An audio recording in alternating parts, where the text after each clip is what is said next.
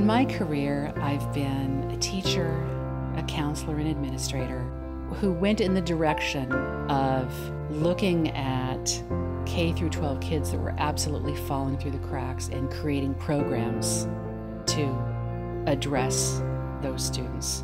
And working in that arena for over 25 years before coming into philanthropy to explicitly fund those same kinds of programs. I started working at Lawrence Livermore Lab, worked in a Star Wars related project, built a nuclear pump X-ray laser that would be up in space orbiting to protect us from a first attack. We transferred that technology to build what was the first full-field digital mammography system for the early detection of breast cancer. That's the project I'm most proud of in my whole career.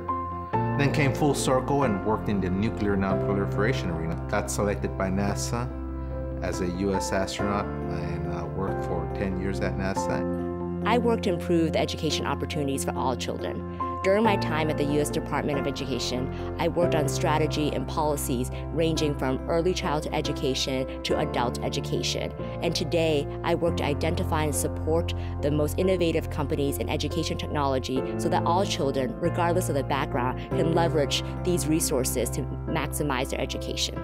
My father was a carpenter who had originally come from Mexico as a little boy. My mother came from Texas and came out. She was a Rosie. She worked with Douglas Aircraft in Los Angeles during World War II. I really knew very little about the college process.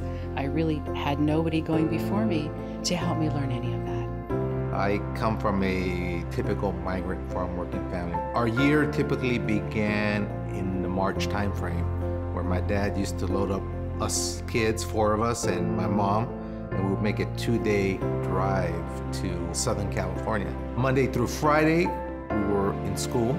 Saturday and Sunday, we were right along the side. As long as we can walk, we can be out in the fields helping out with the family income. While every kid loved summer vacation, we dreaded it because that meant 7 days a week working in the fields here in the San Joaquin Valley. Even though they only have a 3rd grade elementary education, both my mom and dad, they valued education. Every November up here in Northern California, he would make his yearly announcement saying, kids, we're going to Mexico, get 3 months worth of homework from your teachers. March will roll around, and that whole process repeated itself.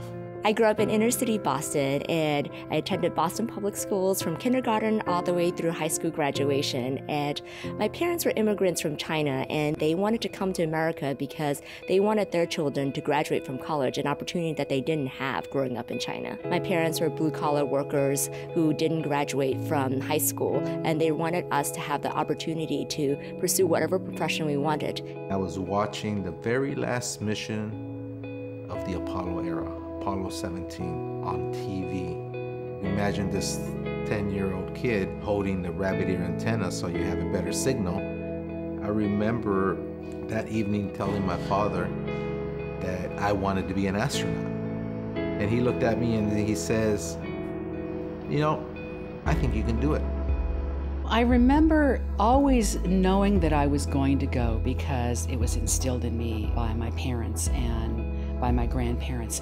I didn't know how I was going to afford it, and my parents really didn't know what they would do. I know it was a great hardship for them to send me any money to pay for my dormitory, and so I had to work right away to pay them back. The reason why I picked the University of the Pacific in Stockton, even though it was a private college, it removed the cost of room and board. It also allowed me to keep working on the side. I always had a part-time job as a student. And believe it or not, most of it was to help with the family income, not with my tuition. I think one of the biggest barriers to successfully making it through college is knowing how to tap into the different resources to help you answer your questions. As a first-gen student, those questions range from how do you continue to apply for financial aid beyond your first year, and how do you balance work-study and your jobs with studying for classes and pursuing different extracurricular activities. Learning to ask for help and directing those resources was something that my counselor at uAspire really helped me in the early days, and it was a lesson that I carried with me through college.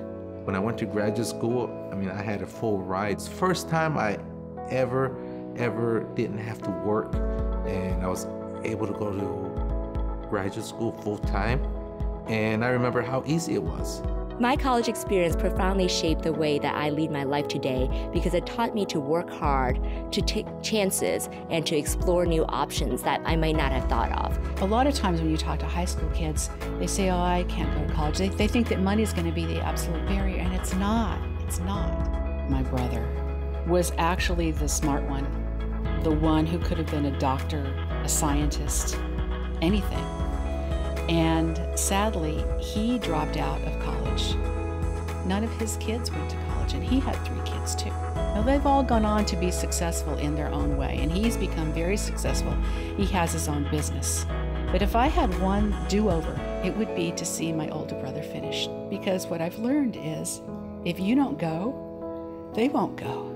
And we have to make sure that all of our kids go.